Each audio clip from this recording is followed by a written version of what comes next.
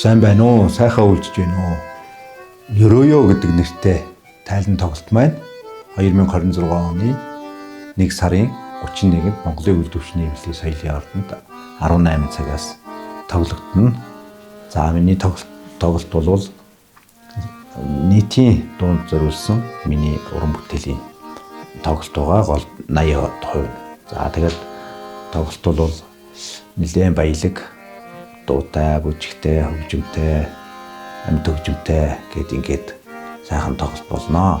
Миний тоглолтыг үзэж одоо надад медаль өгнө үү гэж хүсэж байна.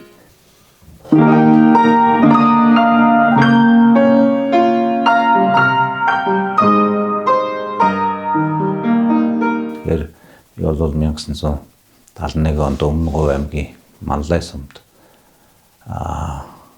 сумд доржийн 7 дахь одоо хөв болон мэндэлсэн юм. Тэгээд 1986 онд төгсөөд 1990 онд Улаанбаатарт соёлын гэрлийн дунд сургуулийн дуу хөгжмийн багшийн ангийг 1990 онд төгсөөд ингээд одоо цэцэрлэгийн багшийн техникум хуучин нэрээр соёлын коллеж, Монголын хүүхдийн ордон, соёл урлагийн их сургууль сүүлдийн гэж одоо багшилж 35 жилийг одоо багшилжээ. Сүүлдээ бол одоо хуваараа сургалтын төв энэ сургалтын төв ажиллуулад ажиллаж амьдарч байна. Тэгээд одоо 35 жил одоо ажилласан туршлага, энэ хугацаанд хийсэн уран бүтээлүүд, бэлтгэсэн шавнар эднийг оролцуулсан ийм одоо тайлан тоглолтыг хийх гэж байна. Энэ тайлан тоглолт бол эхний ээлжид бол нийт зориулсан дууны бүтээлүүд, тийм бол орон нутгийнхаа тухай байна.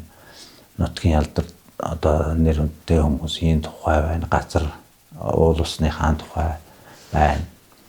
Тэгээ сайн сайхныг бэлэгдсэн дуу байна. 2025 онд